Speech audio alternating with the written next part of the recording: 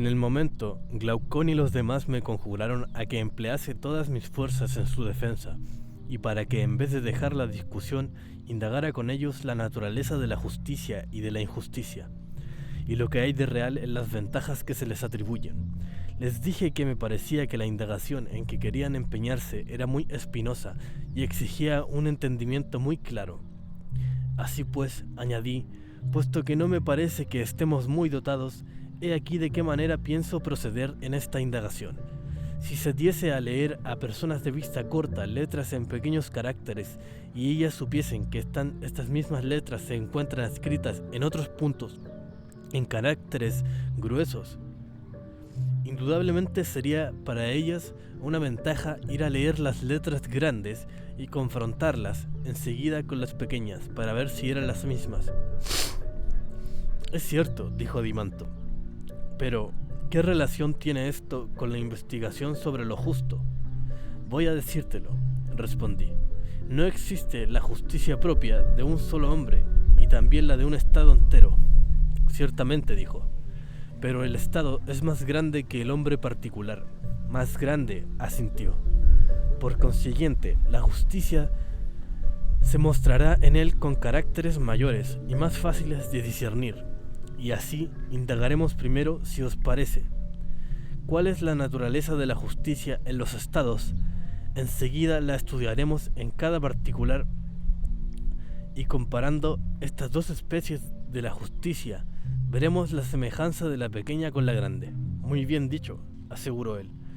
Pero si examinamos con el pensamiento, proseguí, la manera de formarse un estado, quizás descubriríamos cómo la justicia y la injusticia nacen de él. Podría ser, dijo.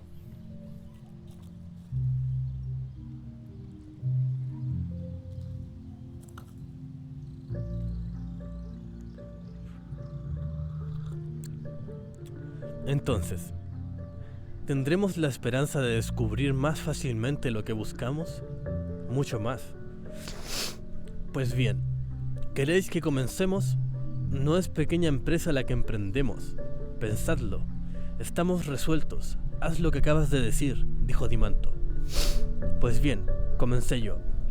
Lo que da origen al Estado no es la impotencia en que cada hombre se encuentra de bastarse a sí mismo y la necesidad de muchas cosas que experimenta, ¿o hay otra excusa?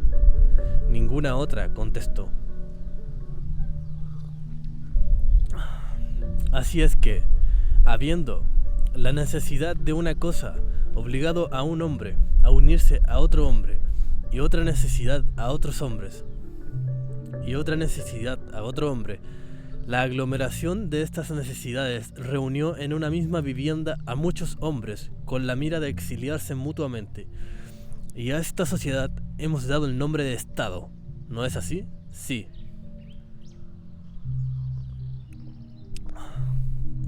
Pero, ¿acaso no se hace partícipe a otro de lo que uno tiene o se recibe de él lo que no se tiene, porque se cree que de ello ha de resultar ventaja? Sin duda.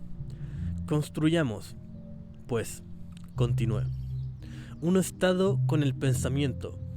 Nuestras necesidades serán evidentemente su base, ¿cómo no?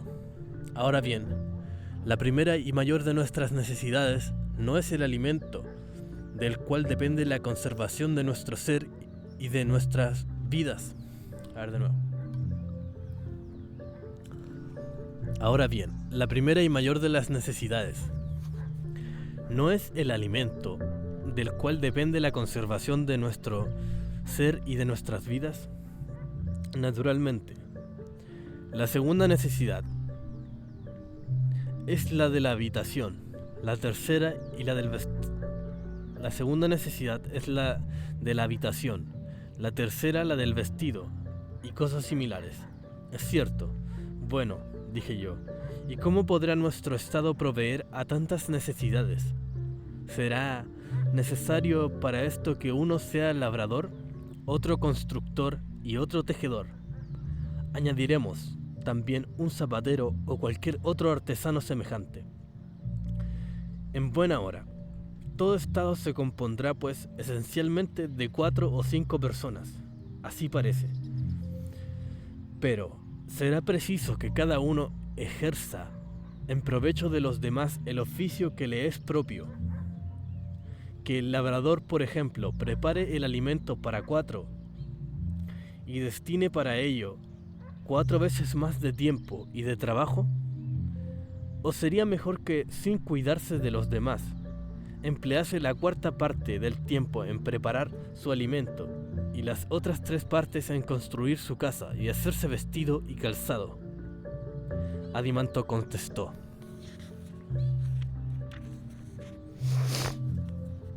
me parece, Sócrates, que el primer procedimiento será más cómodo para él. No me extraña por Zeus, dije yo. No me extraña por Zeus, dije yo, porque en el mismo momento de hablar se ha fijado mis pensamientos en que no todos nacemos con el mismo talento y que uno tiene más disposición para hacer una cosa y otro la tiene para otra. ¿No lo crees así? Lo creo. ¿Cómo irán mejor las cosas? ¿Haciendo uno solo muchos oficios o limitándose cada uno al suyo propio? Cada uno al suyo propio, dijo. Es también evidente, a mi parecer, que una cosa se frustra cuando no está hecha oportunamente. Eso es evidente, porque la obra no debe depender de la disponibilidad del obrero, sino que es el obrero el que debe acomodarse a la exigencia de su obra. Necesariamente, ¿de dónde se sigue que se hacen más cosas, mejor y con más facilidad? Cuando cada uno hace las que le es propia en el tiempo debido y sin cuidarse de todas las demás. Totalmente de acuerdo. Pero entonces, necesitamos más de 4 ciudadanos para las necesidades que acabamos de hablar. Si queremos en efecto que todo marche bien, el labrador no debe hacer por sí mismo su arado, su azadón, ni los demás aperos de labranza. Lo mismo sucede con el constructor, el cual necesita muchos instrumentos, y lo mismo con el zapatero y con el tejedor. ¿No es así? Sí. He aquí por tanto que tenemos ya necesidad de carpinteros, herreros y otros obreros de esta clase, que tienen que entrar en nuestro pequeño estado, que de este modo se agranda, sin duda. Sin embargo, no aumentaremos mucho el estado si le añadimos boyeros, ovejeros y pastores de todas las especies, a fin de que el labrador tenga bueyes para la labor, el constructor y el campesino bestias de carga para el transporte de materiales, el zapatero y el tejedor pieles y lana.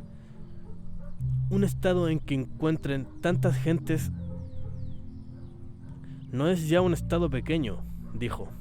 No es esto todo, continué. Es casi imposible que un estado encuentre un punto de la tierra en el que no sean necesarias las importancias. Es casi imposible que un estado encuentre un punto de la tierra en el que no sean necesarias las importaciones. Es imposible. En efecto, también tendrá necesidad nuestro estado, por consiguiente, de que vayan algunas personas a los estados vecinos a buscar lo que les falta. Lo necesitará.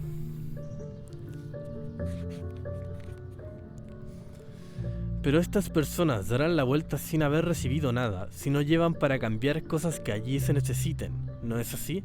Así parece. Por lo tanto, la producción del país no habrá de ser suficiente tan solo para sus habitantes, sino también en calidad y cantidad, y para aquellos extranjeros de quienes se tiene necesidad. Es cierto. Por consiguiente, nuestro estado tendrá necesidad de un número mayor de labradores y de otros obreros. Sin duda, habrá necesidad también de gente que se encargue de la importación y exportación de los diversos objetos que se cambian. Los que tal hacen se llaman comerciantes, ¿no es así? nuevamente. Habrá necesidad también de gente que se encargue de la importación y exportación de los diversos objetos que se cambian. Los que tal hacen se llaman comerciantes, ¿no es así? Sí. Necesitamos, pues, comerciantes, desde luego. Y así este comercio se hace por mar. Se necesitará una infinidad de personas para la navegación. Es cierto, pero en el estado mismo, ¿cómo se comunicará unos ciudadanos a otros el fruto de su trabajo? Porque esta es la primera razón que tuvieron para vivir en sociedad y construir un estado. Es evidente que será por medio de la compra y de la venta, contestó. Luego, se necesitará un mercado y una moneda, signo del valor de los objetos cambiados, sin duda. Pero si el labrador o cualquier otro artesano, al llevar al mercado lo que pretende vender, no acude precisamente en el momento en el que los demás tienen necesidad de su mercancía, su trabajo quedará interrumpido durante este tiempo y permanecerá ocioso en el mercado esperando compradores. Nada de eso, respondió. Hay gente que se encargan de salvar este inconveniente, y en las ciudades bien administradas son de ordinario las personas débiles de cuerpo y que no pueden dedicarse a otro oficio. El suyo consiste en permanecer en el mercado y comprar a unos lo que llevan a vender, para volverlo a vender a otros que quieren comprar. Es decir, que nuestra ciudad no puede pasar sin mercaderes. ¿No es este el nombre que se da a los que permanecieron en la plaza pública? No hacen más que comprar y vender, reservando el nombre de comerciantes para los que viajan y van de un estado a otro. Exactamente. Hay también, a mi parecer, algunos que no prestan un gran servicio a la sociedad por su inteligencia, pero que son robustos de cuerpo y capaces de los mayores trabajos. Trafican con la fuerza de su cuerpo y tienen opciones de un salario.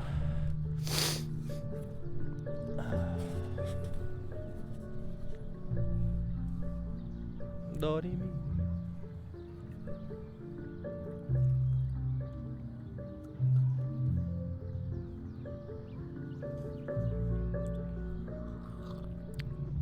En dinero por este tráfico.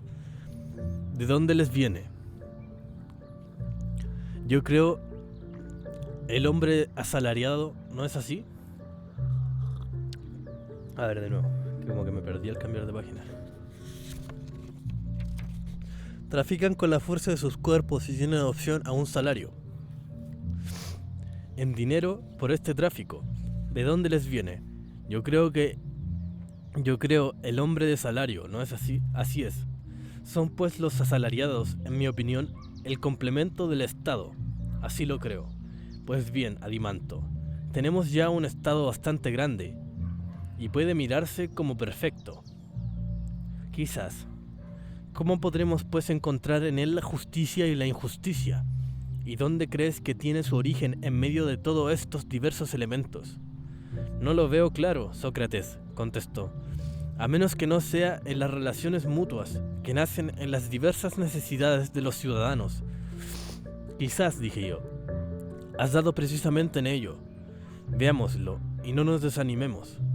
Comencemos por echar una mirada sobre la vida que harán los habitantes de este estado. Su primer cuidado será procurarse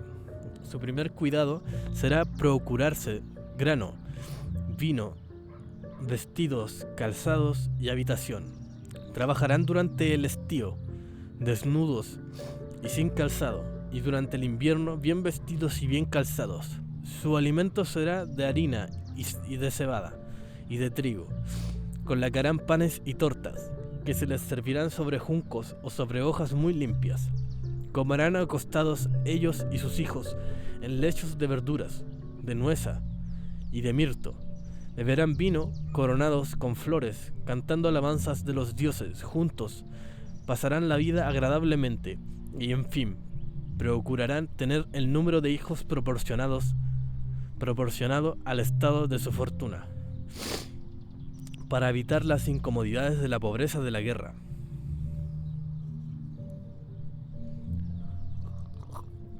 Entonces Glaucón interrumpió diciendo: me parece que no le No les das nada para comer con el pan. Tienes razón, le dije yo. Se me olvidó decir que, además de pan, tendrán sal, aceituna, queso y hervirán cebollas y otras legumbres que producen la tierra. No quiero privarles ni aun de postres. Tendrán higos, guisantes, habas y después bayas de mirto y bellotas, que harán asar al fuego y que comerán bebiendo con moderación. De esta manera, lleno de gozo y de salud, llegarán a una avanzada vejez y dejarán a sus hijos herederos de una vida semejante. Pero él repuso: si formases un estado de cerdos, ¿los alimentarías de otra manera? Pues entonces, ¿qué es lo que debe hacerse, mi querido Glaucón?, pregunté.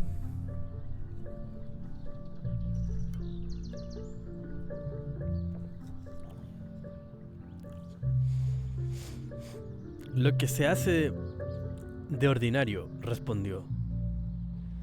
Si no quieres que vivan miserablemente, haz que coman en la mesa, acostados en lechos, y que se sirvan las viandas y postres que están hoy en uso. Muy bien, ya te entiendo, exclamé. No es solamente el origen de un estado el que buscamos, sino el de un estado que rebose en placeres. Quizá no obraremos mal en esto, porque podremos de esta manera descubrir por dónde la justicia y la injusticia se han introducido en la sociedad. Sea de esto lo que quiera, el verdadero estado, el estado sano, es el que acabamos de descubrir. Si quieres, ahora que echemos una mirada sobre el estado enfermo y lleno de humores, nada hay que nos lo impida. Es probable que muchos no se den por contentos con el género de la vida sencilla que hemos prescrito. Añadirán camas, mesas, muebles de toda especie, viandas bien condimentadas, perfumes sahumerios, cortesanas y golosinas, de toda clase y con profusión. No será preciso incluir sencillamente en el rango de las cosas necesarias esas de que hemos hablado antes, habitación, ropa y calzado, sino que yendo más adelante se contará con la pintura y el bordado. Habrá necesidad de oro, del marfil y de otras materias precisas de toda clase, ¿no es así? Sí, dijo. El estado sano del que hablé al principio va a resultar demasiado pequeño. Será preciso agrandarlo y hacer entrar en él una multitud de gentes, que el lujo, no la necesidad, ha introducido en los estados, con los cazadores de todos los géneros y aquellos cuyos artes consisten en la imitación mediante figuras, colores o sonidos. Además, los poetas, con todo su cortejo, los rapsodos, los actores, los danzantes, los empresarios también fabricantes de artículos de todos los géneros, sobre todo los que trabajan para las mujeres, también precisaremos de nuevos servidores. ¿No crees que harán falta ayos y ayas, nodrizas y camareras, peluqueros, pinches, cocineros y hasta porquerizos? En el primer estado no había que pensar en todas estas cosas, pero en este, ¿cómo es posible pasar sin ellas lo mismo que sin todas esas clases de animales destinados a regalar el gusto de los gastrónomos? En efecto, ¿cómo no? Pero con este género de vida, los médicos ¿no se hacen más necesarios que antes? Mucho más. Y el país, que bastaba antes para el sostenimiento de sus habitantes, ¿no será desde este momento demasiado pequeño? Es cierto, dijo. Luego, si queremos tener bastante pastos y tierras de labor, ¿no será preciso robarlas a nuestros vecinos y nuestras vecinas, que harán otro tanto respecto a nosotros? Si traspasamos los límites de lo necesario, se entregan también al deseo insaciable de tener. No puede suceder otra cosa, Sócrates, dijo. Como consecuencia de esto, haremos la guerra, Glaucón. Como consecuencia de esto, ¿haremos la guerra, Glaucon? Porque ¿qué otro partido puede tomarse? El que tú dices, respondió. No hablemos aún, proseguí, de los bienes y de los males de la guerra. Lleva consigo.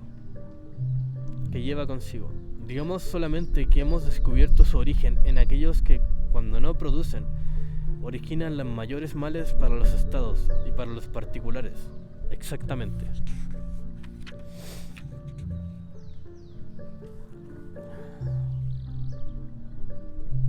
Vamos a poner un putero.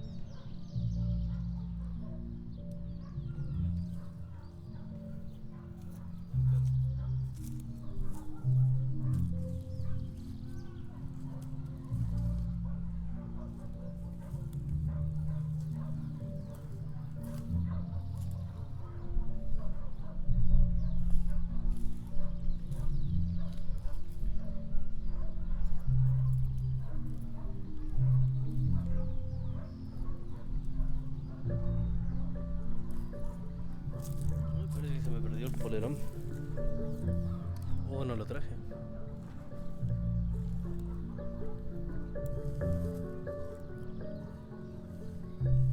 No lo traje ahora.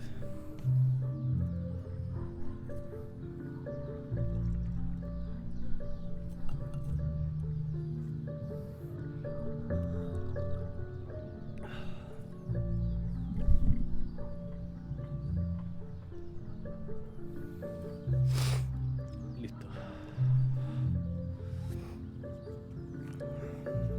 ¿Dónde habíamos quedado?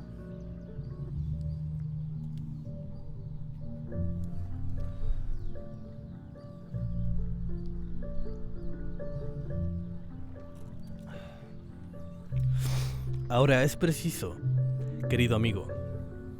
A ver.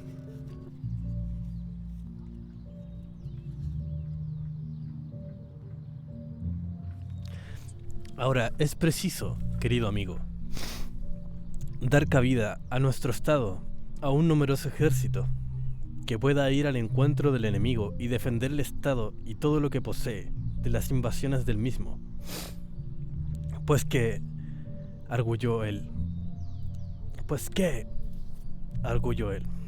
¿no podrán los ciudadanos mismos atacar y defenderse? No, repliqué.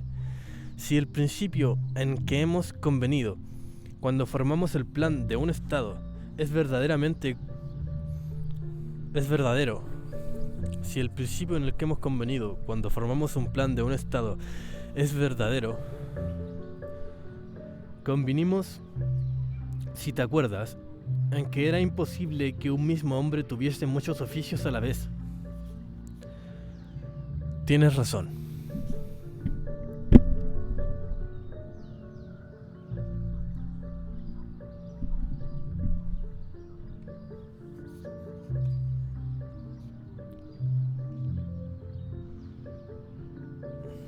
Tienes razón. ¿Y qué? Continué. ¿No es a juicio tuyo un oficio el de la guerra? Sí, ciertamente, dijo. ¿Crees que merece más atención el oficio de zapatero que el de militar? No, seguramente. Ahora bien, no hemos querido que el zapatero fuese al mismo tiempo labrador, tejedor o constructor, sino solo zapatero, para que desempeñe mejor su oficio. Al mismo tiempo, hemos asignado a los demás artesanos una sola tarea, la más adecuada a sus aptitudes, sin permitirle a ninguno mezclarse en el oficio de otro, ni tener durante su vida otra ocupación que la perfección del suyo. ¿No crees que también el oficio de las armas es de la mayor importancia? ¿O que es tan fácil de aprender que un labrador, un zapatero o cualquier otro artesano pueda al mismo tiempo ser guerrero, y que en cambio no es posible ser buen jugador de dados o de chaquetes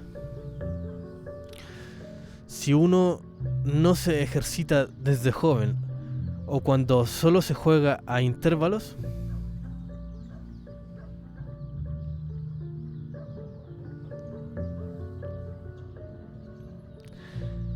Y basta con coger un broquel o cualquier otra arma para estar en condición de pelear enseguida como óplita o cualquier otra arma, siendo así que en vano se cogerían en la mano instrumentos de cualquier otro arte, creyendo con esto hacerse artesano o atleta, puesto que de nada serviría no teniendo un conocimiento exacto de cada arte y no habiéndose ejercitado en ellas por mucho tiempo.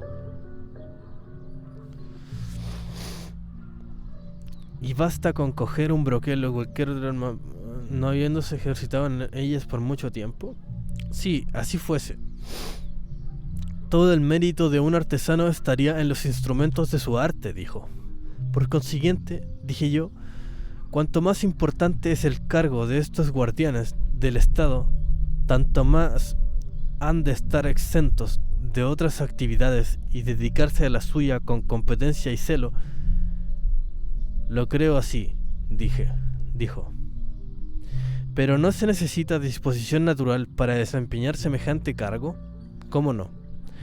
A nosotros, pues, nos corresponde escoger, si podemos, entre los diferentes caracteres, lo que son más propios para la guardia del Estado. Esta elección es de nuestra incumbencia, en efecto. Difícil cosa es, por Zeus, dije. Sin embargo, no hay que desanimarse. Caminemos hasta donde nuestras fuerzas lo permitan. Es preciso no desalentarse, dijo. Increíble que se me haya perdido por el horno que no lo traje, no sé qué mierda.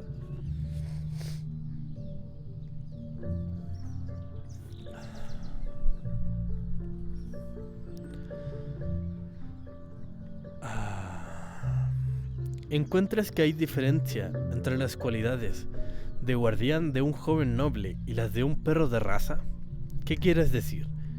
Quiero decir que ambos deben tener un sentido fino para descubrir al enemigo, actividad para perseguirle y fuerza para pelear después de haberle alcanzado. Es cierto, asintió. Todo ello es necesario, y bravura también para combatir bien, ¿cómo no? Pero un caballo, un perro o cualquier otro animal puede ser valiente si no es fogoso. ¿No has observado que fogosidad es algo indomable, que hace al alma intrépida e incapaz de retroceder ante el peligro? Sí, lo he observado. Tales son pues las cualidades corporales que debe tener un guardián. Sí, así como también cierta tendencia a la fogosidad respecto al alma. También. Pero mi querido Glaucón, dije yo, si ellos son tales como acabas de decir, ¿no serán feroces los unos para con los otros, así como respecto a los demás ciudadanos? Es más difícil que no lo sean, por Zeus, dijo él. Sin embargo, es preciso que sean suaves para con sus conciudadanos y que guarden toda su ferocidad para los enemigos. De no obrar así, no habrá que esperar que otros los aniquilen, porque no tardarán en destruirse los unos a los otros.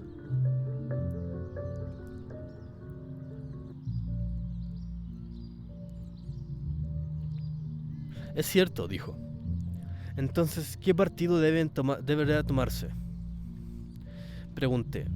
¿Dónde encontraremos un carácter que sea a la vez dulce y fogoso? Al parecer, una de estas cualidades construye la otra. Así parece. Y como no se puede ser buen guardián del Estado si falta una de ellas, y como tenerlas ambas parece cosa imposible, se infiere de aquí que en ninguna parte se encuentra un buen guardián. Me temo que así es, dijo. Después de haber dudado por algún tiempo y reflexionado sobre lo que acabamos de decir, continué, mi querido amigo, Si nos vemos en este conflicto, ¿no está bien merecido por habernos separado del ejemplo que pusimos antes? ¿Cómo? ¿No hemos reflexionado que efectivamente se encuentran sus caracteres que hemos tenido por quiméricos, que reúnen estas dos cualidades opuestas? ¿Dónde están?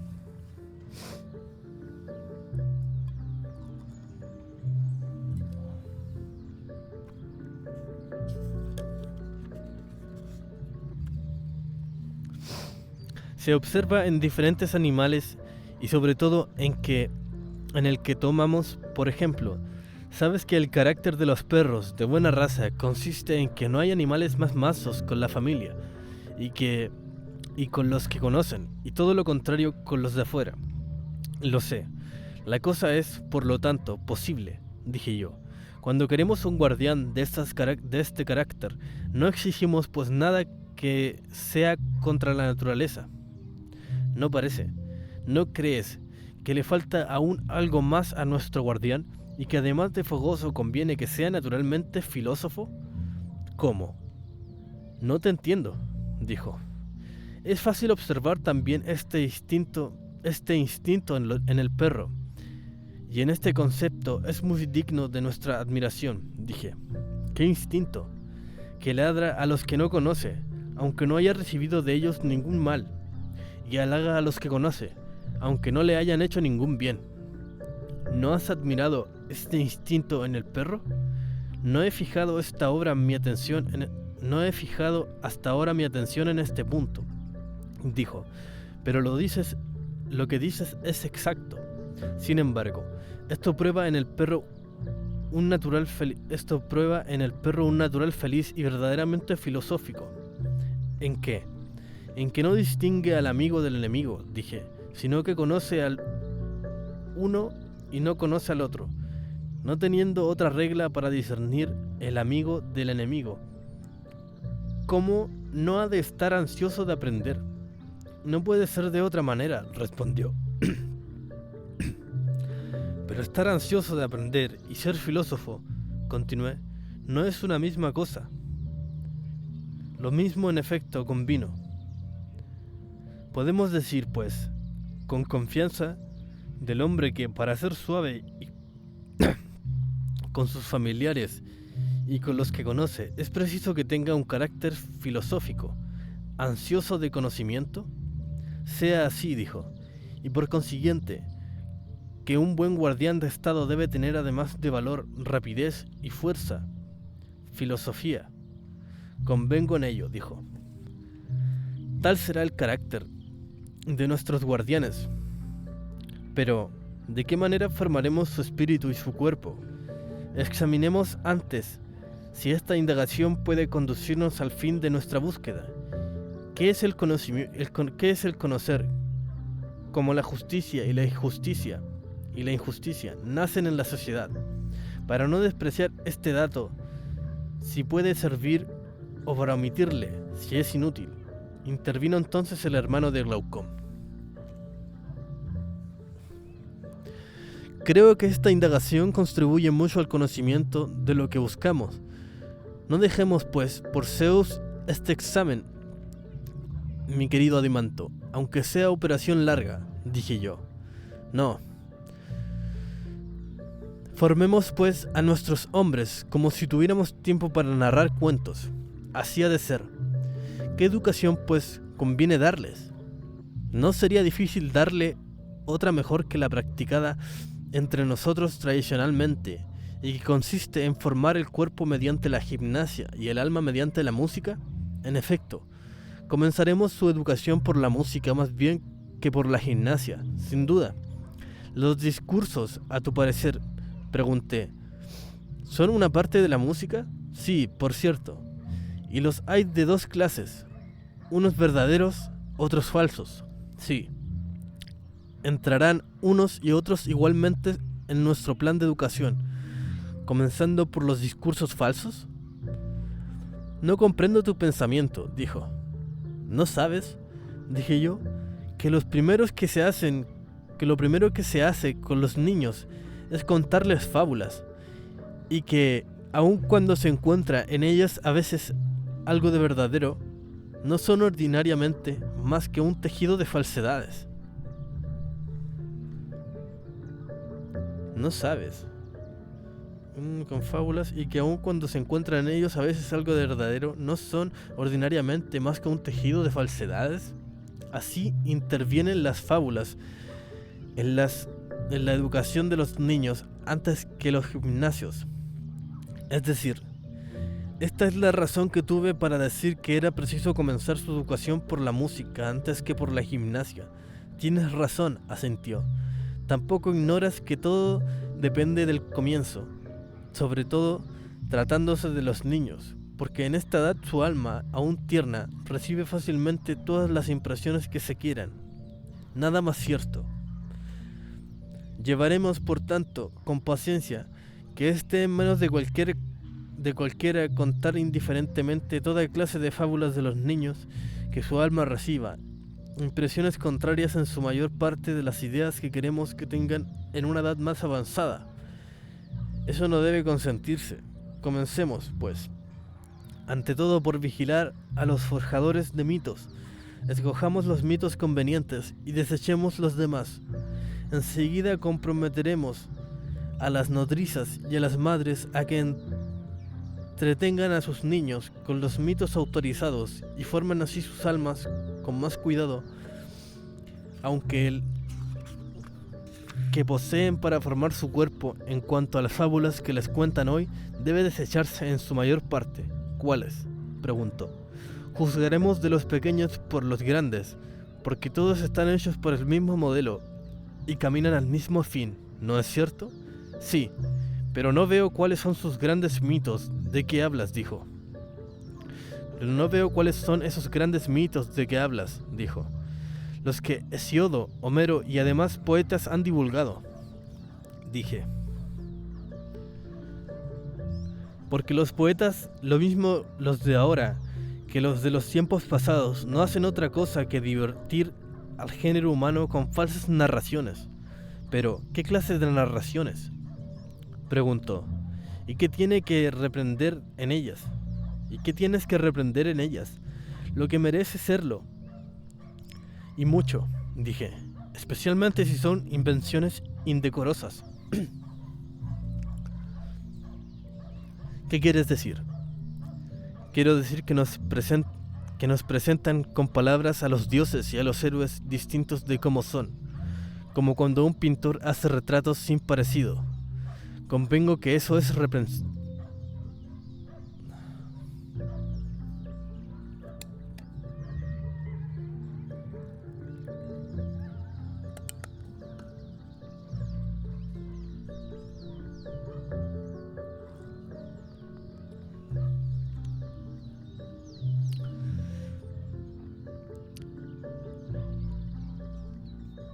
Quiero decir que nos representan con palabras a los dioses y a los héroes distintos de como son, como cuando un pintor hace retratos sin parecido.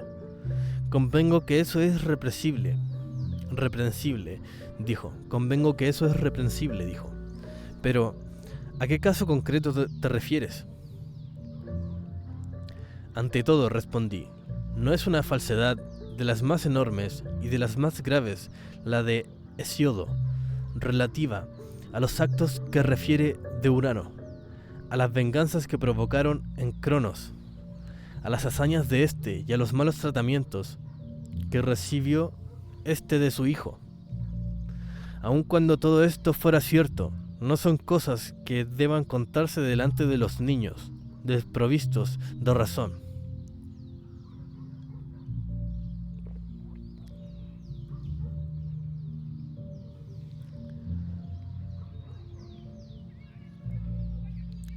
Es preciso condenarlas al silencio, o si se han de hablar de ellas, solo debe hacerse en secreto, delante de un corto número de oyentes. No voy a aburrir nunca los perros. Me voy a ir así, se van a quedar callados. Ah, ya.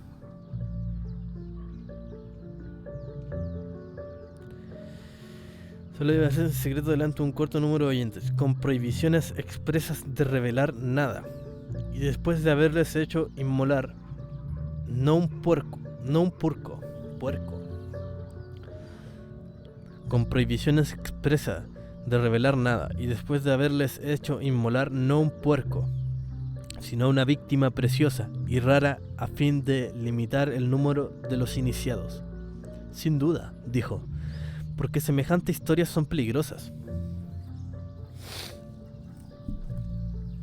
No me acuerdo cuál es esa.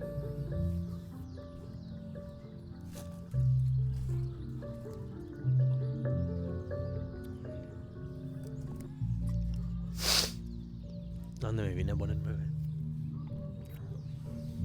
Ya.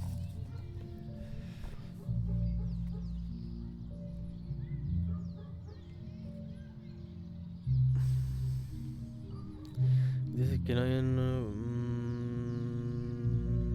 porque semejantes historias son peligrosas. Por lo mismo, no deben oírse nunca en nuestro estado. Dije, no quiero que se diga en presencia de un joven que, cometiendo los más grandes crímenes y hasta vengándose cruelmente de su mismo padre por las injurias que de él hubiera recibido, no hará nada de extraordinario, ni nada de que los primeros y más grandes dioses no hayan dado por ejemplo. No, por Zeus. No me parece tampoco, dijo, que tales cosas puedan decirse. Y si queremos que los defensores de nuestra república tengan horror a las decisiones y discordias, seguí, tampoco les hablaremos de los combates de los dioses, ni de los lazos que se tendrían unos a otros. Además de que no es cierto todo esto, menos aún les daremos a conocer ni por medio de narraciones, ni de pinturas o de tapicerías, las guerras de los gigantes y todas las querellas que han tenido los dioses y los héroes con sus parientes y sus amigos. Si nuestro propósito es persuadirles de que nunca la discordia ha reinado entre los ciudadanos, ni puede reinar sin cometer un crimen, obliguemos a los poetas a no componer y a los ancianos de uno y otro sexo a no referir a tales jóvenes nada que no tienda a este fin, que jamás se oiga decir entre nosotros que Hera fue arrojada por su hijo, y Hefesto precipitado del cielo por su padre, por haber querido socorrer a su madre cuando éste la maltrataba, ni contar todos esos combates de los dioses inventados por Homero. Hay o no alegorías ocultas en el fondo de estos relatos, porque un niño no es capaz de discernir lo que es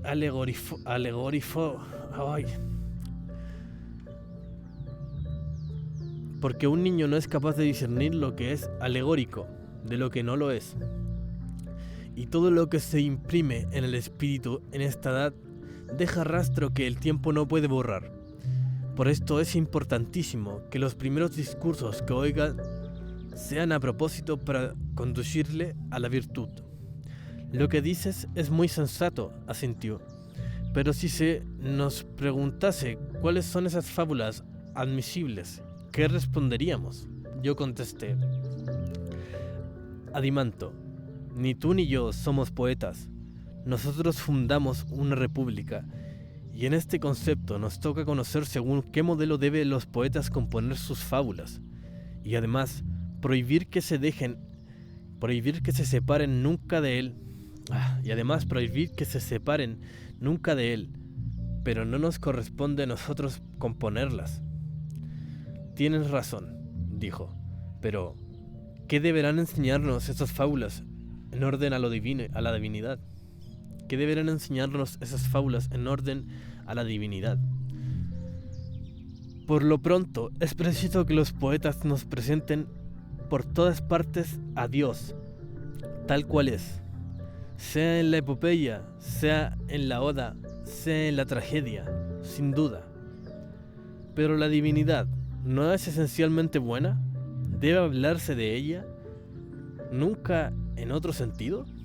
¿Quién lo duda? Lo que es bueno no es nocivo, ¿verdad? No, lo que no es nocivo perjudica. Lo que no es nocivo perjudica en algún modo. Lo que no perjudica hace algún daño, tampoco. Y lo que no hace daño alguno podrá ser causa del mal. Y lo que no hace daño alguno podrá ser causa de algún mal. ¿Cómo podría? ¿Y lo que es bueno no es beneficioso? Sí. ¿Es causa, pues, del bien que se hace? Sí. Lo que es bueno no es, por tanto, causa de todas las cosas.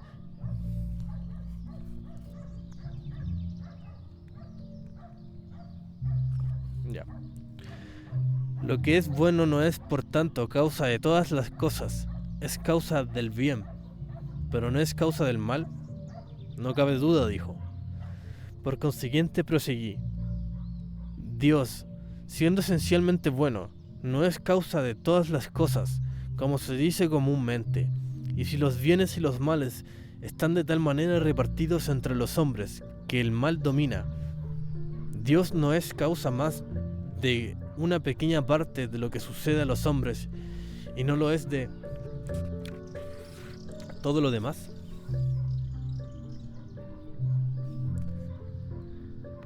A él solo deben atribuirse los bienes. En cuanto a los males, es preciso buscar otra causa que no sea la divinidad. Nada más cierto que lo que dices, contestó.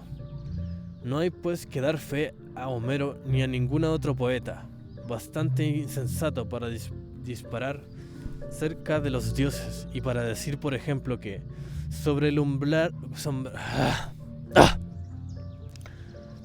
No hay pues que dar fe a Homero ni a ningún otro poeta bastante insensato para disparatar acerca de los dioses y para decir, por ejemplo, que sobre el umbral del palacio de Zeus hay 2 toneles, uno lleno de destinos dichosos y otro de destinos desgraciados. Si Zeus toma uno y otro para un mortal, su vida será una mezcla buena y malas días. Su vida será una mezcla de buenos y malos días. Pero si tomas solo de uno u otro sin mezclarlos, una terrible miseria se le perseguirá sobre la divina tierra. No hay que creer tampoco que Zeus es el distribuidor de los bienes y de los males. Si alguno dice también que por instigación de Zeus y de Atenas y de Atenea, violó Pándaro sus juramentos y rompió la tregua, nosotros los guardaremos bien de aprobarlos. Lo mismo digo de la querella de los dioses, provocada por Temis y por Zeus, de estos versos de Esquilo, que no consentiríamos que se dijeran delante de nuestra juventud. La divinidad hace crecer la culpa entre los hombres, cuando quiere arruinar una familia totalmente. Y si alguno canta en llambos, como estos la desgracia del Nimboe, dale con la wea. Y si alguno canta en llambos, como estos las desgracias de Niobe, de los Pelodias, de los Pelopias o de Troya, no les dejaremos decir que estas desgracias son obras divinas, sino, como antes dijimos, que si Dios es el autor, no ha hecho nada que no sea justo y bueno, y que este castigo se ha convertido en provecho de los mismos que lo han recibido. Lo que no debe permitirse decir a ningún poeta es que aquellos a quienes Dios castiga son desgraciados. Digan en buena hora que los malos son dignos de compasión por la necesidad que han tenido del castigo, y que las penas que Dios les envía son un bien para ellos. Y cuando algunos digan delante de nosotros que Dios, que es bueno, ha causado mal a alguno, nos opondremos con toda nuestras fuerzas. Si queremos que nuestra república esté bien gobernada, no permitiremos ni a los viejos ni a los jóvenes decir ni a escuchar semejantes discursos, estén en verso o en prosa, porque son injuriosos a Dios, inconvenientes al Estado e inconsistentes. Me agrada esta ley y suscribo con gusto su establecimiento, dijo. Por lo tanto, dije, nuestra primera ley y nuestra primera regla tocante a los dioses será obligar a nuestras ciudades nuestra primera ley y nuestra primera regla tocante a los dioses será obligar a nuestros ciudadanos a reconocer lo mismo cuando hablen de cuanto escriban. Que Dios no es el autor de todas las cosas, sino solo de las buenas. Con eso basta, dijo. ¿Qué dices ahora de la segunda ley? Debe mirarse a Dios como un encantador, que se complace en tomar 1000 formas diferentes y que tan pronto aparece bajo una figura extraña como nos engaña, afectando nuestros sentidos, cual si realmente estuviera presente. ¿No es más bien un ser simple y entre todos los seres el menos capaz de mudar de forma? En este momento no sé aún qué responderte, dijo. Pues, ¿qué? Cuando algunos abandonan su forma natural, ¿no es necesario que ese cambio venga de él mismo o de otro? Sí, pero las cosas mejor constituidas ¿no son las que están menos expuestas a cambios procedentes de causas extrañas? Por ejemplo, los cuerpos sufren la acción del alimento, la bebida y el trabajo. Lo primero sucede con las plantas con relación a los vientos alrededor del sol y a otros trastornos similares. Pues bien, ¿no son los más sanos y robustos los menos expuestos a la alteración? ¿Cómo no? ¿Y el alma no es tanto menos alterada y turbada por las acciones exteriores, cuanto más enérgica e inteligente? Sí, por la misma razón, los artefactos, que son productos de la mano del hombre, los utensilios, los edificios, los vestidos, resistentes al tiempo y a todo lo que puede destruirlos, en la proporción en que están bien trabajados y formados de buenos materiales. Sin duda así es. En general, todo lo que es perfecto, ya nazca su perfección de la naturaleza, ya del arte o de ambos, está muy poco expuesta.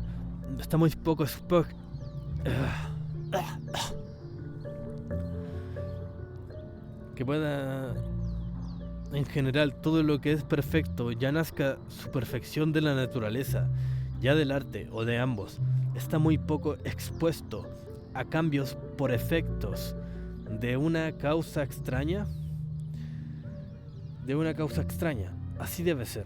Pero Dios, así como todo lo que pertenece a su naturaleza, es perfecto, ¿cómo no ha de serlo? Luego considerado, en general todo lo que es perfecto, ya nazca de su perfección de la naturaleza, ya del arte o de ambas, está muy poco expuesto a cambios por efectos de una causa extraña. Así debe ser. Pero Dios, así como todo lo que pertenece a su naturaleza, es perfecto, ¿cómo no ha de serlo?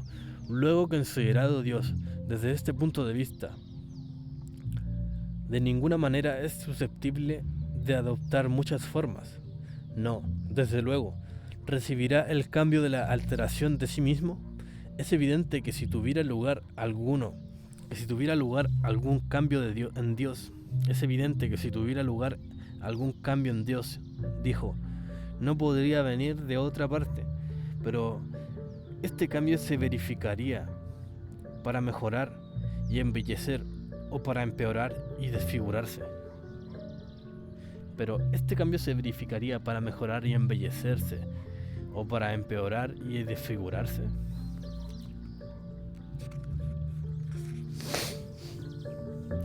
No necesariamente para empeorar, si es que se altera, dijo, porque no supondremos que a Dios falte ningún grado de belleza ni de virtud. Dices bien, asentí. Y sentado esto, ¿crees, Adimanto, que nadie sea hombre o Dios tome de suyo una forma peor en algún sentido que la suya? Eso es imposible, repuso. Luego es imposible que Dios quiera cambiar, concluí, y cada uno de los dioses, muy bueno y muy bello por naturaleza, conserva siempre la forma que le es propia. Me parece que las cosas no pueden suceder de otra manera, dijo. Por consiguiente, amigo, dije, que ningún poeta venga diciéndonos que los dioses disfrazados bajan bajo formas extrañas, andan por todas partes, de ciudad en ciudad, ni divulgando falsedades con motivo de la metamorfosis de Proteo y de Tetis, con motivo de la metamorfosis de Proteo y de Tetis, que no se nos presente en la tragedia o en cualquier otro poema a Hera bajo la figura de sacerdotisa mendigando. Para los hijos benéficos del río Inaco de Argos, y que no se nos cuenten mentiras de esta naturaleza, que las madres ilusionadas con estas ficciones poéticas no amedrenten a sus hijos, haciéndoles creer falsamente que los dioses van a todas partes, porque eso es a la vez blasfemar contra los dioses y hacer a sus hijos cobardes y tímidos. Es preciso que se abstengan de hacer cosas semejantes, dijo. Pero quizás los dioses, dije yo, no pudiendo mudar de figura, pueden por lo menos influir sobre nuestros sentidos y hacernos creer que estos cambian por medio de prestigios y encantamientos. Me resfrié, bueno.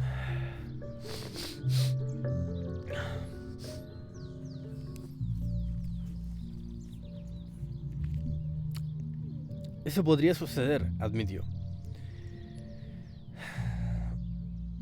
¿Y acaso un dios puede querer mentir de hecho o de palabra, presentándonos un fantasma en lugar de su personalidad? No lo sé, contestó. ¿Qué? ¿No sabes que la verdadera mentira, pregunté, si puede decirse así, es igualmente detestada por los hombres que por los dioses? ¿Qué entiendes por eso?, dijo. Entiendo, aclaré, que nadie quiere acoger la mentira en la parte más noble de sí mismo, sobre todo con relación a las cosas de la mayor importancia. Por el contrario, no hay cosa que más se tema. Aún no te comprendo, dijo. ¿Crees que digo algo demasiado sublime? Apunté. Lo que digo es que nadie quiere ser ni haber sido engañado en su alma tocante a la naturaleza de las cosas, y que no hay nada que más temamos y más detestemos que abrigar la ignorancia y la mentira en nosotros mismos. Tienes mucha razón, dijo. La mentira, hablando con propiedad, es la ignorancia que afecta el alma del que es engañado, porque la mentira en las palabras no es más que una expresión del sentimiento que el alma experimenta. No es una mentira pura, sino un fantasma, hijo del terror, ¿no es cierto? Sí. La verdadera mentira es, por lo tanto, igualmente detestada por los hombres que por los dioses. Así lo creo. Pero ¿qué decir de la mentira en las palabras? No hay circunstancias en que la mentira de palabras pierde lo que tiene de odioso porque se hace útil.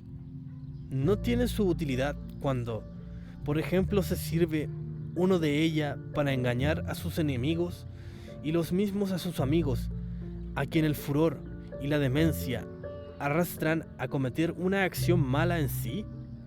¿No es en este caso la mentira un remedio que se emplea para repararle de su designio? Y aún en lo tocante a la mitología de la que estamos hablando, la ignorancia en que estamos a punto a los hechos antiguos no nos autoriza para acudir a lo que hacemos útil, dándole el colorido que la aproxime más a la verdad, no nos autoriza para acudir a la mentira que hacemos útil, dándole el colorido que la aproxime más a la verdad.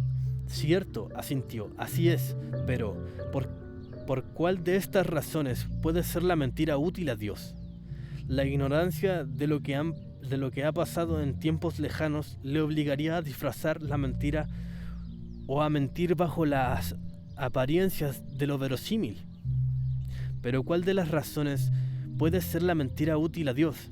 La ignorancia de lo que ha pasado en tiempos lejanos le obligaría a disfrazar la mentira o a mentir bajo las apariencias de lo verosímil.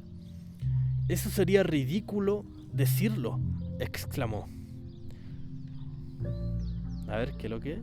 La ignorancia de lo que ha pasado en tiempos lejanos le obligaría a disfrazar la mentira o mentir bajo las apariencias de lo verosímil.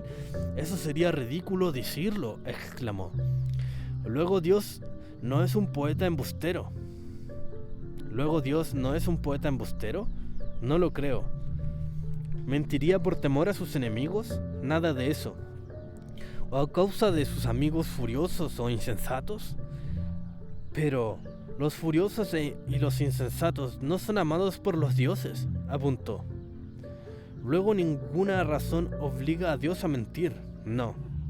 Luego todo lo que es espiritual y divino es enemigo de la mentira, totalmente, dijo. Dios, por lo tanto, es esencialmente recto y veraz en sus palabras y en sus acciones. No muda de forma... Dios por lo tanto es esencialmente recto y veraz en sus palabras y en sus acciones. No muda de forma ni puede engañar a los demás, ni mediante fantasmas, ni mediante discursos, ni valiéndose de signos, sea durante el día y la vigilia,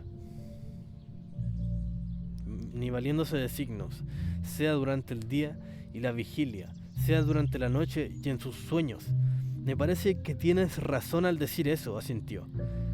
¿Apruebas, por consiguiente, nuestra segunda ley, que prohíbe hablar y escribir respecto a los dioses como si fueran encantadores que toman diferentes formas y que intentan engañarnos con sus discursos y sus acciones? La apruebo. Por tanto, aunque haya en Homero muchas cosas dignas de alabanzas, nunca aprobaremos el pasaje en que refiere a que Zeus envió un sueño. Nunca alabaremos. Por lo tanto, aunque haya en Homero muchas cosas dignas de alabanzas, nunca aprobaremos el pasaje en que refiere que Zeus envió un sueño a Agamenón, ni el pasaje de Esquilo, donde hace decir a Tetis que Apolo, cantando en sus bodas, celebró su feliz descendencia, que mis hijos libres de enfermedades tendrán larga vida. Me habría anunciado una suerte protegida por los dioses. Con el canto de un peón que me colmó de alegría, que la mentira pudiera salir de la boca divina de Febo, que pronuncia tantos oráculos. Yo no lo temía, pero este Dios que cantó y asintió a mis bodas, que me había prometido tanto, es el mismo, el asesino de mi hijo.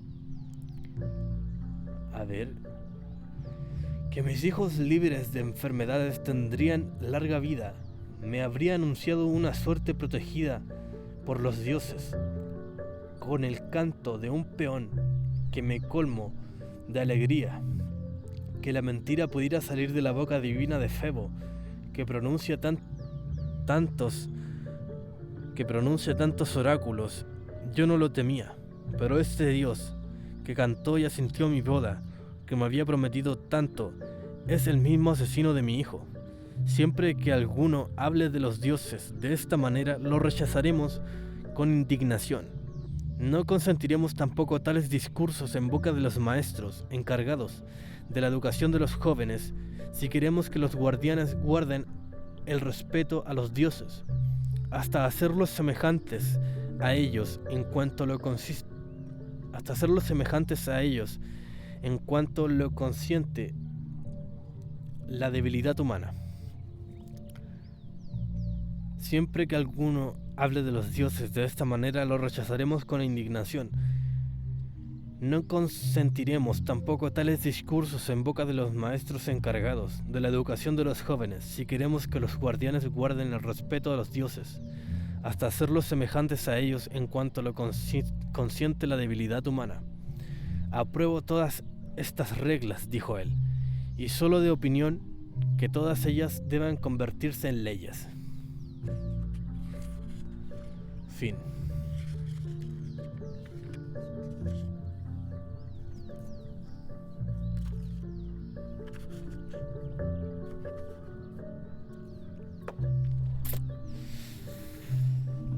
Una hora con 6, a ver.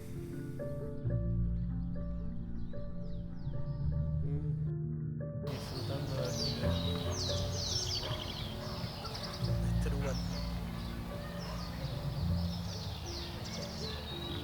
Voy a ver una lista